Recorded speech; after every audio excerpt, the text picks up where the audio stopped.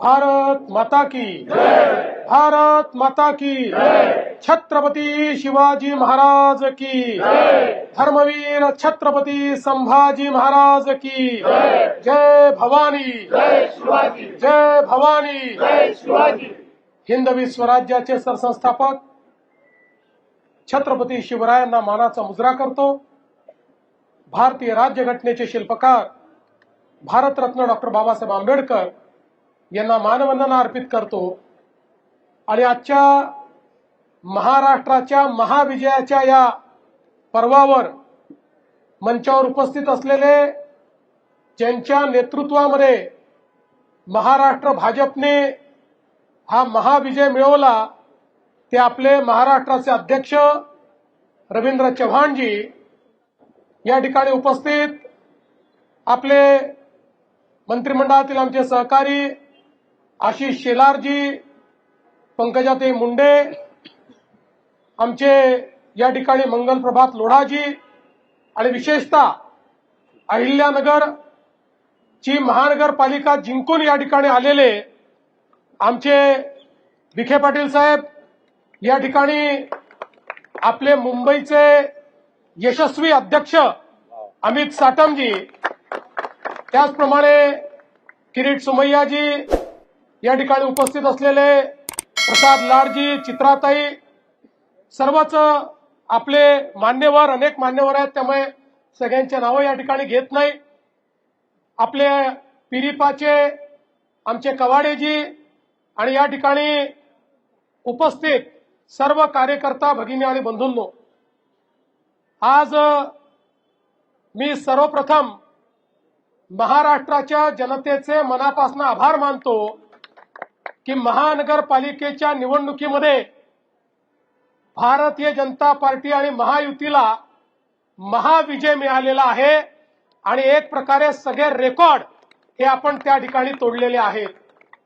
29 पैकी 25 महानगरपालिकामध्ये भाजप किंवा महायुतीची सत्ता ही त्या ठिकाणी येते आहे। आणि विशेषतः सगळ्यांचं लक्ष लागलेल्या मुंबई महानगरपालिकेमध्येही जरी आता काउंटिंगला उशीर होतोय, अजून काउंटिंग बाकी आहे, तरी जे काही ट्रेंड्स आहेत आणि जी वाटचाल चालली आहे त्याप्रमाणे निश्चितपणे पूर्ण बहुमत हे आपल्या महायुतीलाच या ठिकाणी मिळणार आहे आणि मुंबईच्या महानगरपालिकेवरही महायुतीचा झेंडा फडकेल यात आपल्या मनामध्ये कुठली शंका नाही। खरं म्हणजे जसं आता अध्यक्षांनी सांगितलं की आपण या निवडणुकीमध्ये विकासाचा अजेंडा घेऊन गेलो।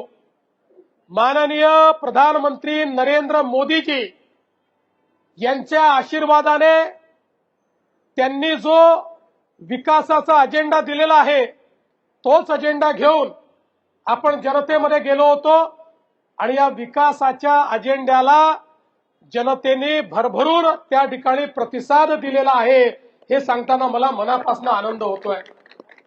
आणि ज्या प्रकारे वेगवेगळ्या महानगरपालिकांमध्ये रेकॉर्ड ब्रेक अशा पद्धतीचं मॅन्डेट आहे, या मॅन्डेटने एक गोष्ट स्पष्ट केली आहे की लोकांना विकास हवा आहे, लोकांना प्रामाणिकता हवी आहे आणि म्हणून लोकांनी आपल्याला या ठिकाणी निवडून दिलेला आहे। आणि आज एक गोष्ट अजून या निकालाने स्पष्ट केलेली आहे, महाराष्ट्राचा विश्वास हा प्रधानमंत्री नरेंद्र मोदीजींवरच आहे हे देखील या निकालाने स्पष्ट केलेलं आहे। आणि म्हणून आज खऱ्या अर्थानं या निकालाच्या निमित्ताने हिंदू हृदय सम्राट शिवसेना प्रमुख बाळासाहेब ठाकरे यांचंही मी स्मरण करतो, कारण त्यांचाही आशीर्वाद हा आपल्या महायुतीच्याच पाठीशी होता आणि म्हणून हा विजय आपल्याला या ठिकाणी मिळालेला आहे। आणि आज खरं म्हणजे लांब लचक भाषण करण्याची आवश्यकता नाहीये, पण एक गोष्ट निश्चित आहे की ज्या मुद्द्यांवर आपण ही निवडणूक लढलो त्या मुद्द्यांना लोकांनी प्रतिसाद दिलाय आणि पुढेही आमचा अजेंडा हा विकासच असणार आहे। एकेका शहराला त्या ठिकाणी परिवर्तित करून तिथे राहणारा जो गरीब माणूस आहे, मध्यमवर्गीय आहे, या प्रत्येकाच्या जीवनात एक मोठं परिवर्तन आणण्याकरता या विजयाला आम्ही समर्पित करणार आहोत। आणि हे सगळं करत असताना निश्चितपणे ही गोष्ट सांगितली पाहिजे की शेवटी आमचा जो कार्याचा आत्मा आहे, आमचा जो विचारांचा आत्मा आहे, हा हिंदुत्ववाद आहे. हिंदुत्ववादी आम्ही आहोतच, याबद्दल आम्हाला अतिशय अभिमान आहे. आणि या हिंदुत्ववादाच्या माध्यमातून खऱ्या अर्थानं हिंदुत्व आणि विकास यांना वेगळं करता येणार नाही.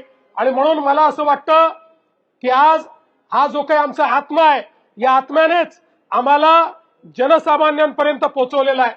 जसं मी वेळोवेळी सांगितलं, आम्ही संकुचित हिंदुत्व मानणारे लोक नाही आहोत, आम्ही व्यापक हिंदुत्व मानणारे लोक आहोत. आमच्या हिंदुत्वामध्ये सगळ्यांचा समावेश आहे. जो जो या भारताच्या संस्कृतीला आपली संस्कृती समजतो, भारतीय प्राचीन जीवन पद्धतीला जो आपली जीवन पद्धती मानतो, त्याची पूजा पद्धती काही असली तरी त्या सगळ्या लोकांना आम्ही आमच्या हिंदुत्वाच्या व्याख्येमध्ये या ठिकाणी घेतलेला आहे. आणि म्हणून मला असं वाटतं की एक व्यापक अशा प्रकारचं जनसमर्थन हे आपल्याला मिळालेलं आहे. मी या निमित्ताने एवढं सांगू इच्छितो, कार्यकर्त्यांना माझा संदेश हाच आहे की एवढं मोठं जनसमर्थन जेव्हा मिळतं तेव्हा जबाबदारीची जाणीव ठेवली पाहिजे. आपल्याला जबाबदारीने वागावं लागेल. जिंकल्यानंतर उन्माद नको. कोणीही उन्मादाने या ठिकाणी जिंकल्यानंतर वागणार नाही, हे कार्यकर्त्यांनी लक्षात ठेवलं पाहिजे. आणि त्यासोबत निवडून आलेल्या लोकप्रतिनिधींना आमचा संदेश आहे की तुम्हाला जनतेनं अपेक्षेने निवडून दिलाय, पारदर्शी प्रामाणिकतेतून कारभार करण्याकरता निवडून दिलेला आहे. त्यामुळे आपण सगळ्यांनी या गोष्टीची जाण ठेवली पाहिजे की आपण सगळे निवडून आलो. मोदीजींवर जो विश्वास आहे, भाजपवर जो विश्वास आहे, या विश्वासामुळे आपण निवडून आलेलो आहोत. त्यामुळे कुठेही या विश्वासाला तडा जाणार नाही. अशा प्रकारचं वर्तन कार्यकर्ते, नेते आणि निवडून आलेले नगरसेवक करतील, हा विश्वास मला आहे. मी पुन्हा एकदा महाराष्ट्राच्या तमाम जनतेचे मनापासून आभार मानतो.